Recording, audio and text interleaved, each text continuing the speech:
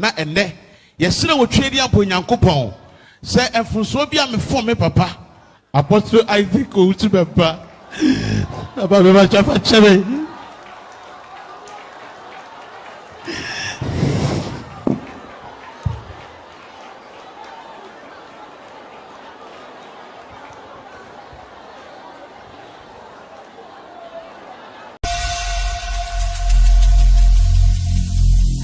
Amen. Amen. O Jesua, yami be shira wo ye Kristo ni ajeso. Amen. Amen. Adaro ma kame hona yento enwe.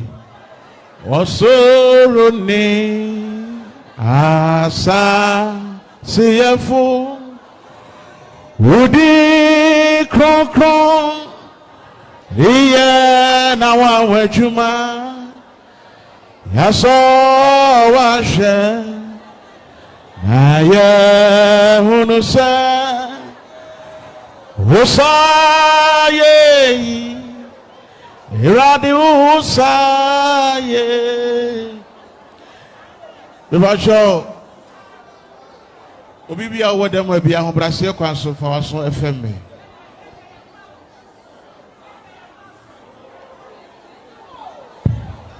Ya pamucho. Me pa chomo ma ye di na ye tie na no asemu anka beboa. Wo de anya ye krafo bu ma papa pese wo tie. Osofo. Me pa cho anka betimi obi anya din. Me pese me hu so obi a ye din. Ye mo ensema ye nua be me. Bon sema no. Bon sema no pa bon sema no. In fact, muntie me. A few people in the team yesterday. Dear Tennessee,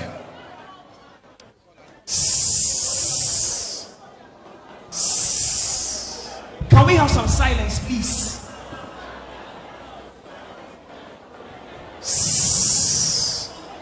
Maminka and Huntasem Binchro.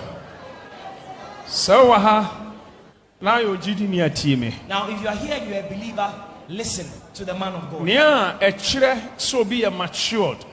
One of the traits of a matured person Any idea you be me is what this young man is doing.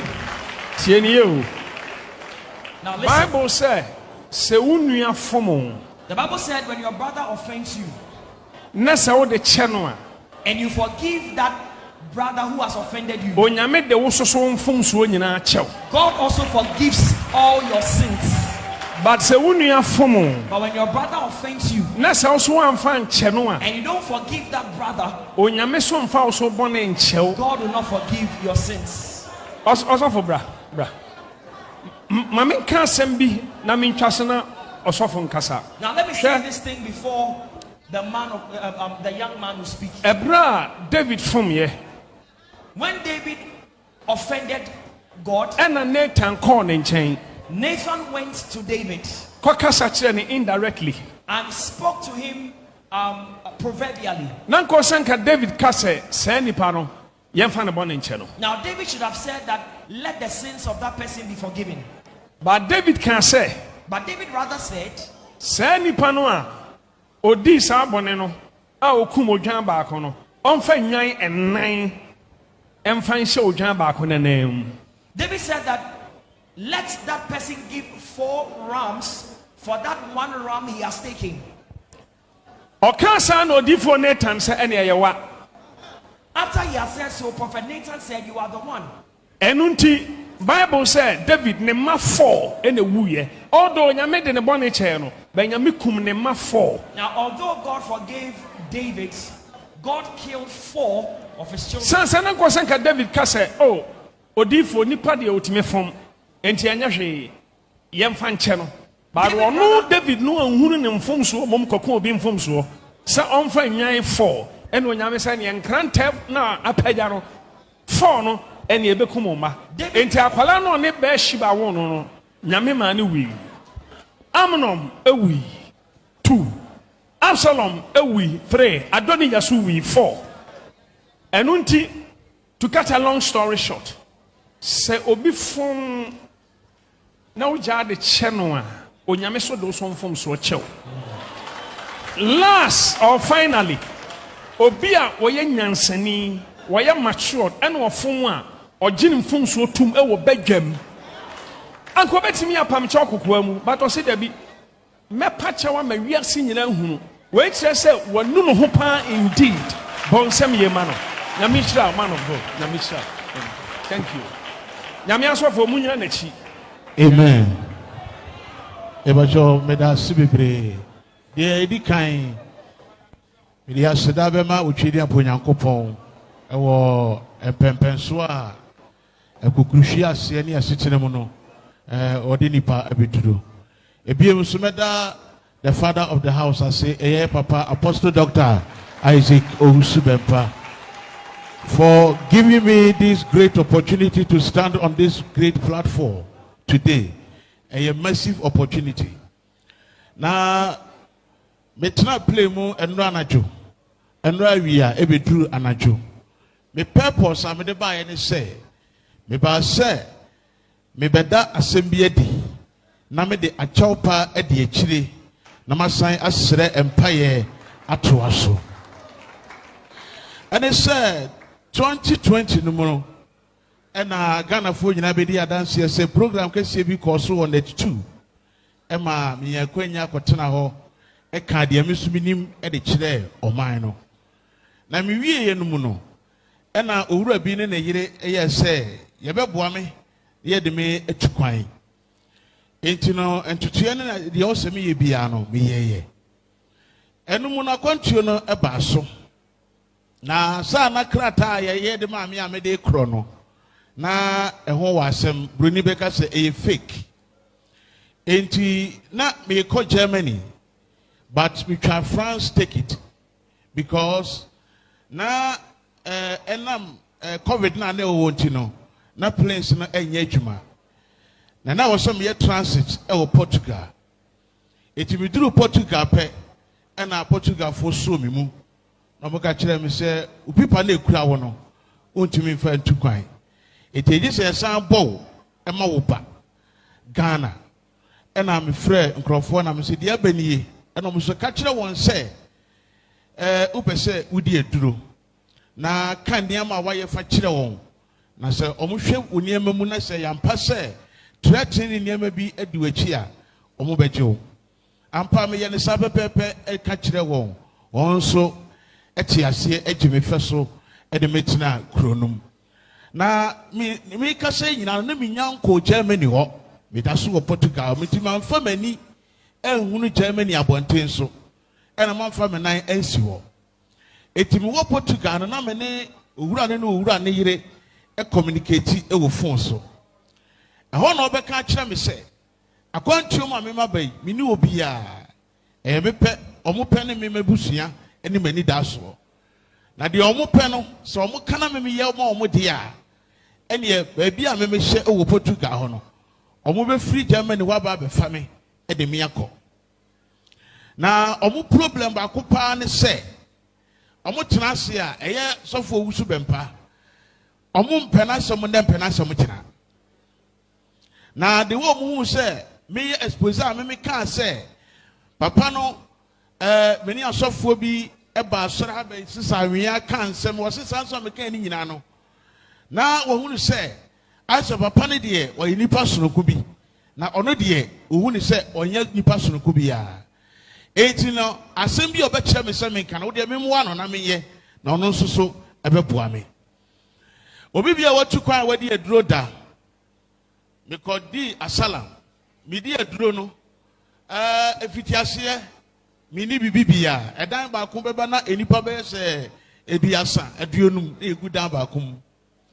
aduane nka ho bibia nka ho ewo mo ana abana momo de niam bia ba ba chiche me so Portugal fo nu ani nsuo mi timi ni bi eti mi ya maka chiwa se mo pesika kakra e ma ne me na me fa nto aduane ni o mo se uye ye kan de a ene yeso be ye de wo pa ma ene say Papa Owusu Bempah ya bese wugina ne kon so maye na wugina papa ne kon so maye de wo so pe no ye be ya ma in fact beginning no me catch that one say it is better say me come back but some so me ka say na me ni passport mini krata bia mini hwe a metimi asan de aba a je say me koma ni mo enko ebe machi so a emma akodi obi man so a mini busuani bi eni woni pa bi a mefrɛ ne sɛ osukompo de me a ompensio ema menom enti ekoba sɛ ye nyina wo social media ihu de course so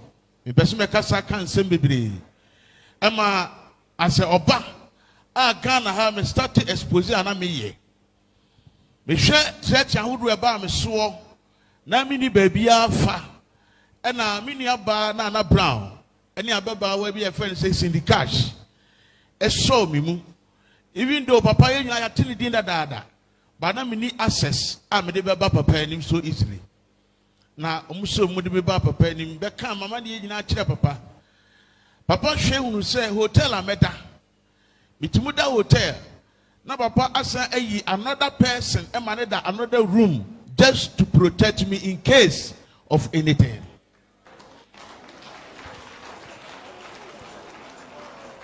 Every week, me fat telephone me friend papa. Say papa, me hotel can it say you say so na na kwasi from Manasseh. Na so na kwasi aye mobile money na odi amame. Na me koduru ye no. Enam aho kire a me hunu bi da. Wo hia me nkobi mu da. Enisu a me nsu bi da. Enti me koye adwuma bi ye se fe na asala. There's obi a oba brochire fofora woni ma brochire system no wona wonim system no be yusu e de waye de wo pe ansa na wagyawo ama ho atɔ eti social media ansem ba ye se so wan sora me kasa woni pa no so wo ma wo kapra na de ataduane adi etum di 3 days na me da adrofie na aduane nkama no because ensuo nkwan na mo ye no minim nom eti na wo se me so camera amemene fe so na awira wo sam ne se me mobile phone e kura me no eno na me de audios na me wi ama sende e de amomo wo Germany ho na omo nso so ayedete na omo de ato omo YouTube na sadi course a na me hu se dakro e papa e begina eye apinsie kasie iso na opagya ngosra ko soro e da na mete wa me hwe papa eye so many incantations in the Lord na eduru me so no or the boa ampai or sign the boho ampai or sign for an impress so that very day and I'm a catcher me who say if I don't take care and I follow these people I will die before my time. Eti me ba chawa da ro manya bo tira me why na wa wo tu wan fan chemi mpo na me papa nko ade chemi ya and na me da eti eva cho ya wetema me yanko eti unim bibi wobra papa eye sa cases ni wie ye no ena me kom nkotoje ne ka che Awurade se ade bia ma ye a ma firi me mu aka de nim de minim na enipa na ehye me kutupa bi ko me pe bibia di ntino me nye biem it is almost Mexican trade ni a they should stop it. Ni 2 weeks time me one man on the letter bre me say me mo boa me ho na aban no ahan dan ama me nko atse me konko tenem eti me duru dem ho no e na me frɛ na ya akomia nom da bi me duru dem ho ne bosom me pepepe e na me nya adwuma e da me nya adwuma pe na me ka kyerɛ na ya akomia ne ne kunu opon abiba sɛ asem bia mama gina ye ka kire Papa Owusu Bempah bia no mia mi ni makoma mu se eja Bempah nya me bone ena eja Bempah enye expose bi na me ye no but eye wotan na mu fa ye e hye machi pia me na ma ho kire me wo mu nti e hye me ma me ya ade ni kwan se me ye e kan se me ni kwan se me ka di tia papa no it e free na de kro awohoro me nsa afiri mu ho sambo ma me aduane adi mo ma aduane ndi mo fa mo ho eno achi ena omoso be hya ase se ye betan mani na ne kasa ni jamu no oba bi na oyo okonfo asa oba no na one sa enkrofo nyinara eye enamfofo a na omo edi nkomo eti ade bia na ekosu bia no na oba no ehye akire bi eti ekodu ba bi no a me ka kire won se mintimi me ba cho ebrenti na me pese me bodi me sra da ro ma why me bodi no ene eye o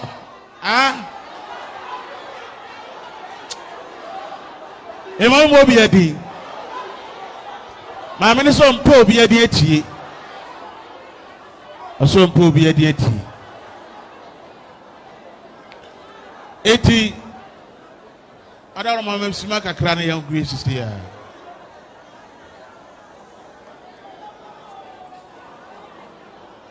eti anu mo no me ba bonten e be tena social media eye program kese e ka kira man se nyina se de me ka ne nei e le kira Ghana fo nyina wie e ka se ne senti no me de achawpa e ma papa empo se won ji me bia mu mpo se ba me firi ahoni mu kase ma fom no se oba achia ne naso aye dia enye ne senti no me sre achawpa eno achi no me mampanimfo e de achawpa e ko papa anim na me hye Awurade bo se wosoro ya madom na wo boa me manya me bibia me shada aso afa plane na maba aba beka asre achawpa wo papa anim na mabuku todwe e wo papa anim ama enome asem bia da wo de yawdie kaaye no e bia na ani machi a na me mma bi e na ebedi wo nachi a na Awurade afa ne so eyi afiri ho ama se etoda oni patimi ya ade bi na enye se bi a oye nipa boni ni enti na wo ye ne mo ne fa ba bi no na ebiso a wanye saade no a na ohu se na wiye aba na menim se misi nkete enkane no ye ne ntam a ebi anka Awurade eboa me ntam betima ka se me ba ya me papa che wo social media na me mo obi a ti de asie na me man penimfo ko papa anim no enam se na me nie de da so anim da me nie ma betutu ayi ama me me da ho enche ye kura ena me nya call every office omo frɛ me se me mra me koya omo se ya ma okrata obetumi de tutu kwan akɔ ba bi a wo pɛ eje ya pɛ na me se enne ekwan bi a wo se mitu bi ya no me di kan abagana straight obi biara ni hono mu a akwantu a mitu ye onim ho asem biara da me nkra obi ada one on me di nkombompo ni misa me kasa sese ye omuni ba bi a me wo eti beduru enura anadwo ena anopai me ye se me ba sore me mfrɛ papa asofo mu bia me mfrɛ onipa bia eye me ankasa na ne me di achawpa me sire nyamema e wa komapa ohunu se obi tumu fom nanso onu ne ho a wonyame de kye no bese sa adofo ni nyina aka me ho na enne ye sire wotwedi ampo nyankopɔn se enfunso bia me fom me papa Apostle Isaac Owusu Bempah aba me ba chafa chebe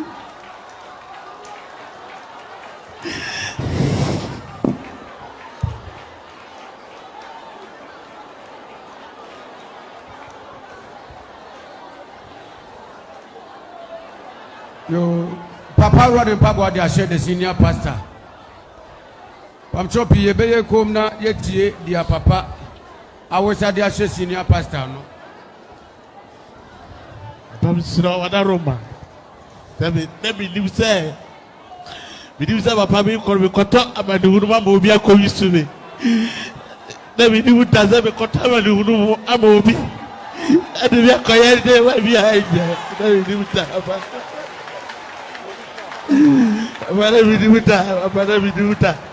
Abada mi dimuta.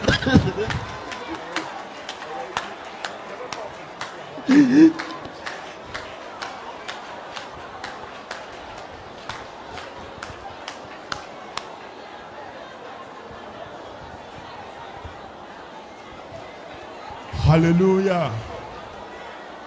Oh, hallelujah.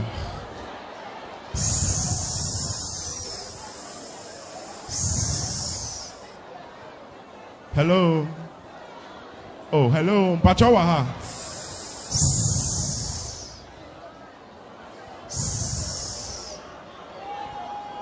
Hallelujah. Oh, hallelujah. Amen. Me pamucho munti mi. Pamcho come here.